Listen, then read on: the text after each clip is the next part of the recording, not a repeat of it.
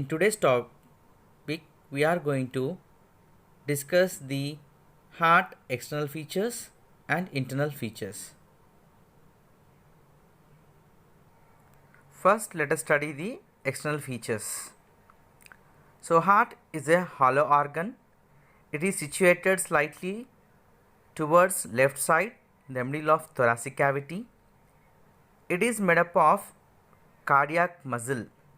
You have studied about the cardiac muscle in your 9th class. Heart is conical in shape or pear shaped with apex pointed towards downwards and broad base upwards. So it is usually approximately in size of one's fist, and heart is protected on all sides by rib cage and by a vertebral column on the back side. And even there is one more protection offered by pericardium. Pericardium is a sac-like structure.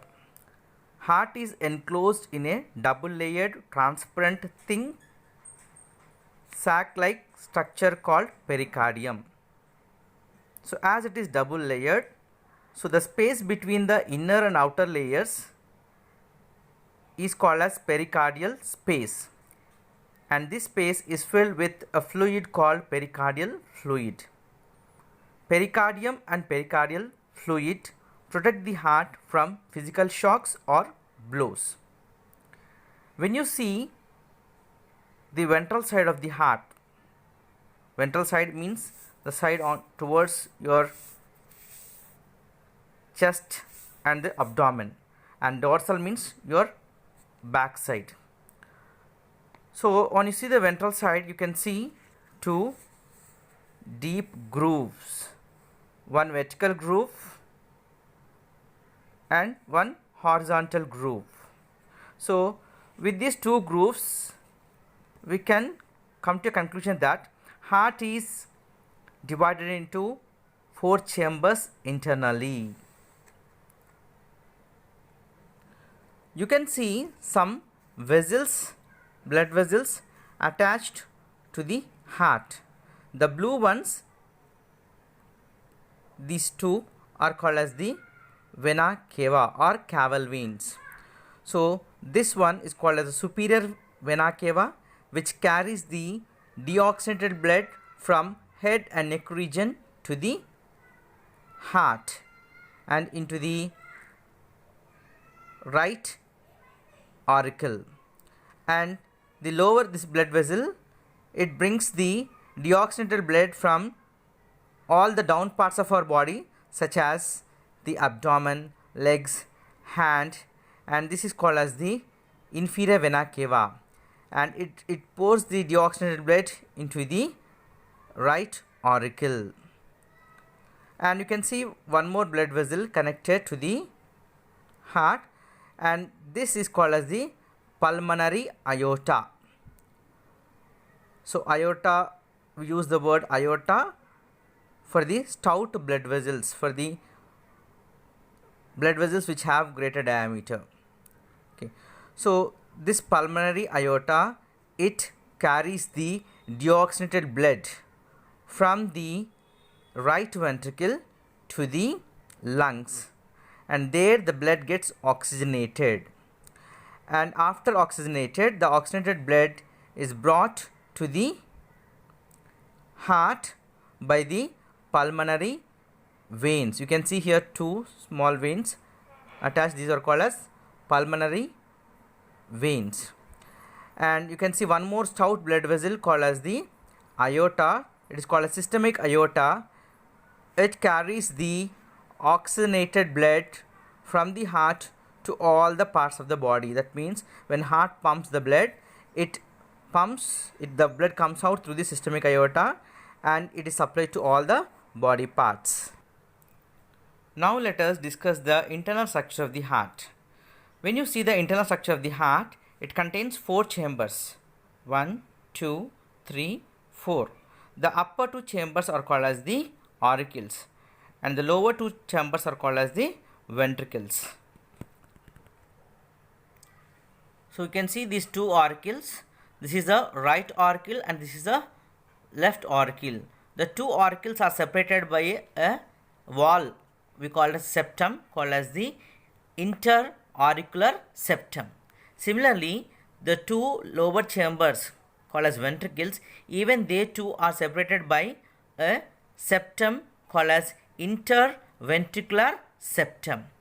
Similarly, the upper chambers, that is atrial auricles, are separated from the lower chambers called as the ventricles by a septum called as the interauriculoventricular septum. That is the septum between auricles and ventricles, we name it as interauriculoventricular septum. First, let us discuss the internal structure of the heart with the help of a block diagram.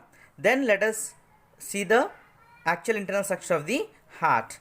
So this is for your clear understanding of the septa present between the four chambers of the heart. So this block diagram will show you the septa clearly. So here you can see the right atrium or right auricle, left atrium, left auricle, right ventricle and left ventricle. So this right auricle and left auricle, they are separated by a valve septum called as interauricular septum. And here ventricle are also separated by a septum called as interventricular septum. Similarly, these two upper chambers are separated from the lower two chambers by a septum called as the interauriculoventricular septum. So this is interauriculoventricular septum, and you can see this is interventricular septum. Okay, now you can see here the blood from the body parts, from all the body parts, lower body parts, it is carried by the inferior vena cava and it is poured into the right atrium, and the deoxygenated blood from the upper body parts, it is carried by superior vena cava to the right atrium. So both the vena cava, superior as well as inferior, bring the deoxygenated blood to the right atrium, and blood from the right atrium will move into the right ventricle. So you can see here there is a opening, this is called as aperture, it is called as interauriculoventricular aperture. That is an aperture present in the interauriculoventricular septum. So it is named as interauriculoventricular septum. Commonly it is called interauriculoventricular aperture, and it is actually called as the tricuspid valve because there are three cup-like structures, cusps we call them as. So it is named as tricuspid valve. So this will regulate the movement of blood from right atrium to the right ventricle. So it prevents the backward flow of blood from ventricle to the atrium. So the backward flow of blood from the right ventricle is prevented to enter into the right auricle by the tricuspid valve.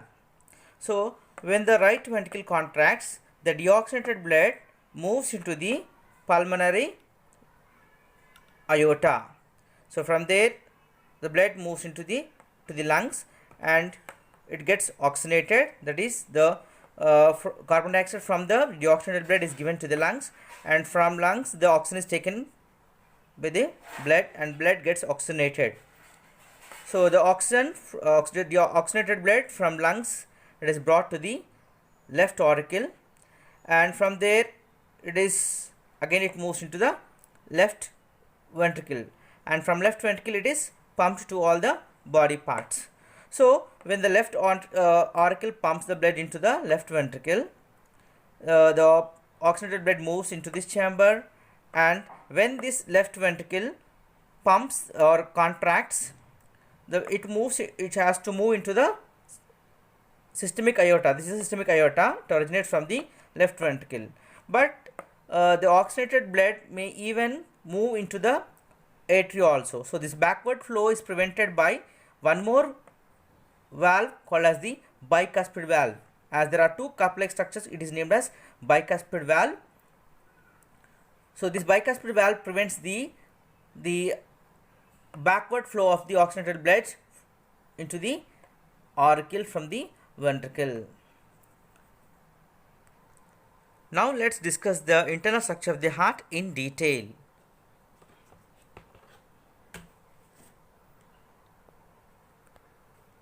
So this is the internal structure of the human heart. So you can see the right atrium, left atrium, right ventricle, left ventricle, and this is the interventricular septum.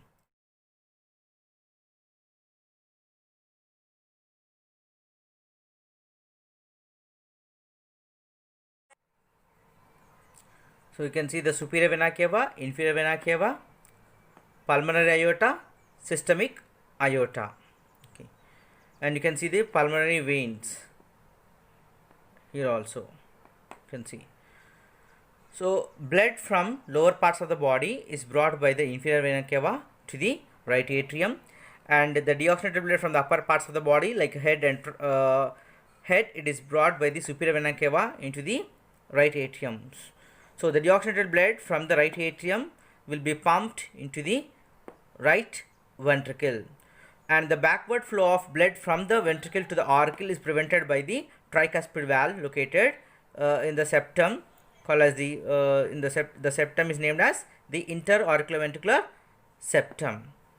Okay, so it is the right side, so we say it is right interauriculoventricular septum, and the aperture is named as right interauriculoventricular aperture. Then the deoxygenated blood from the right ventricle, it will be moving into the pulmonary aorta when the right ventricle contracts. So blood, it moves in this direction, and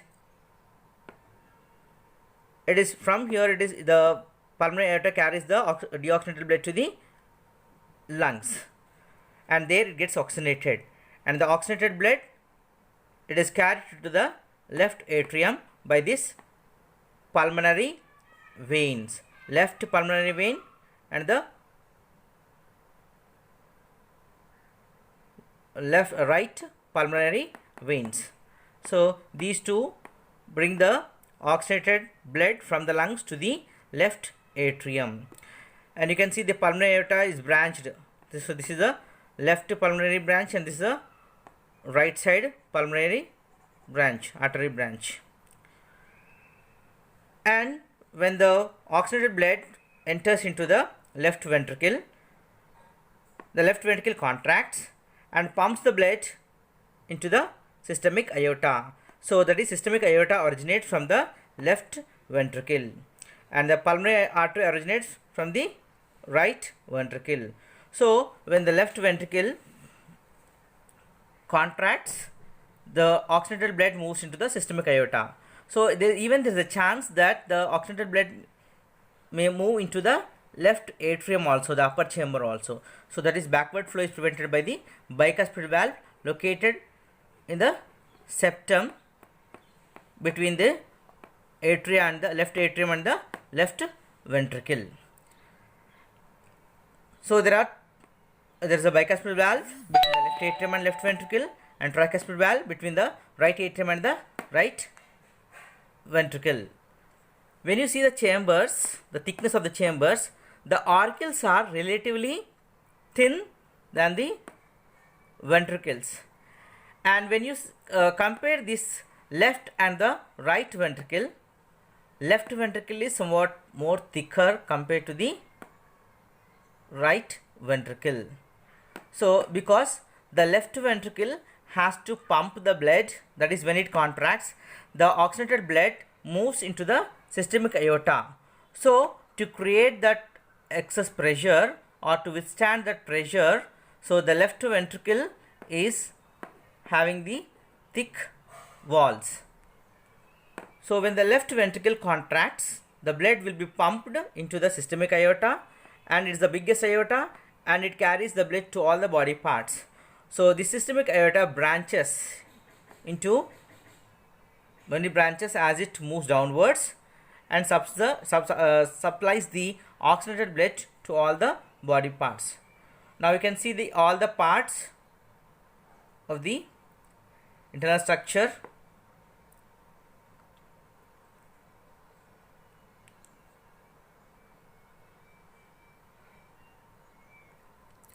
Usually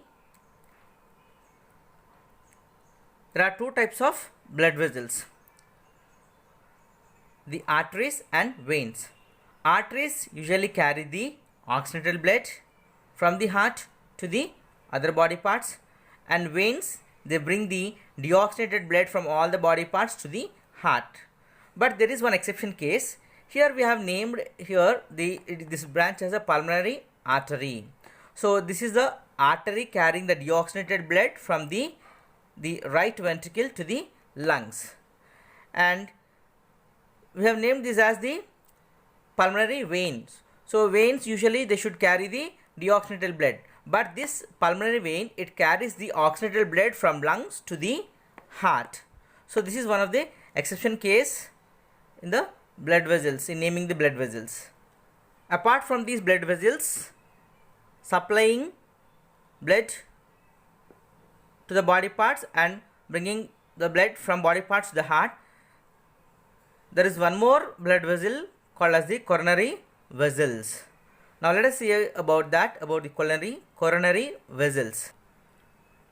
You can see on the surface of the heart there are some blue structures. These are called the coronary veins. So these veins, coronary veins, they collect the deoxygenated blood from the muscle of the heart, that is from the cardiac muscle, and they pour the deoxygenated blood into the right atrium, and the oxygenated blood to the muscles of the heart is supplied by one more blood vessel called as the coronary artery. You might have heard about the term heart attack. So it is caused due to the blocking of the coronary artery, which supplies the oxygenated blood to the muscles of the heart. So if there is a block, the muscles cannot receive the oxygenated blood and they cannot function properly without the oxygen, as there is no energy production in the absence of oxygen. So heart muscles fails to function, that is they fail to contract and relax.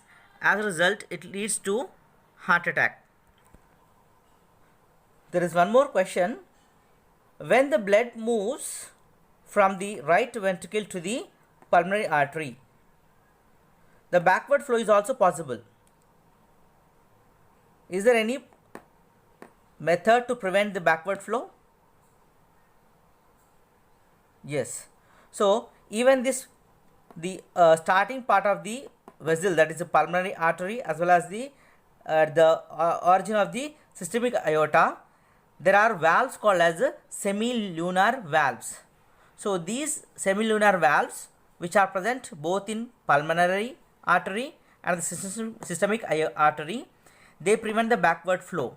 So in pulmonary artery they are called as pulmonary valves, and in systemic aorta they are called as systemic valves. So they prevent the backward flow of blood from the vessels to the chambers of the heart. This is all about the internal structure of the heart.